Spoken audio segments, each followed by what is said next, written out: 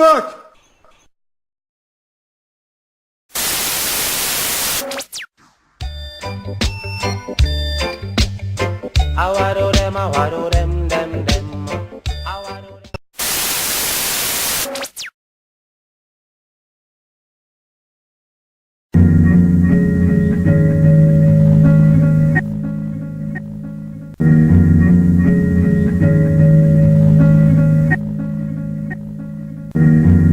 Well, the Oklahoma City bombing, so bringing the chickens home to roost, well, unfortunately, there's a little more truth to that than the press is willing to make out.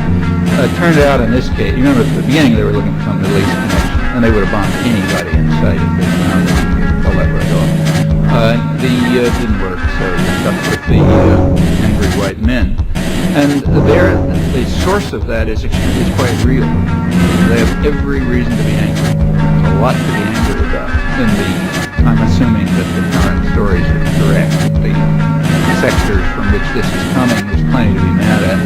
But I don't think people know what to be angry about. What has been created by this half-century of massive corporate propaganda is what's called anti-politics. So anything that goes wrong, you blame the government. Well, okay, there's plenty to blame the government about. But the government is the one institution in which that people can change. It's the one institution you can affect by participation without institutional change. That's exactly why all the anger here is directed against the government. The government has a defect. It's potentially democratic.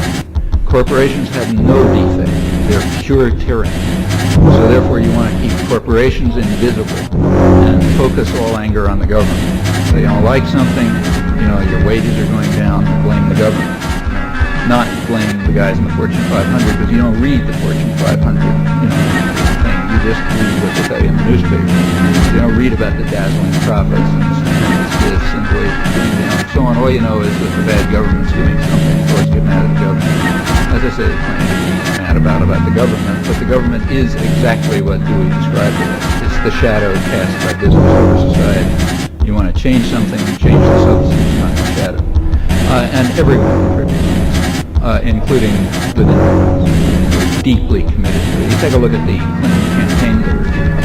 It's like, it's a public, I don't know what public relations firm wrote it, but whatever one did it understands their business. The thing that they were getting out of the drugstores, their mandate for change, as they called it, incidentally a slogan that they borrowed from Eisenhower, which shows how much change they contemplated. The first chapter of it was called Entrepreneurial Economics, and that was their big economic program.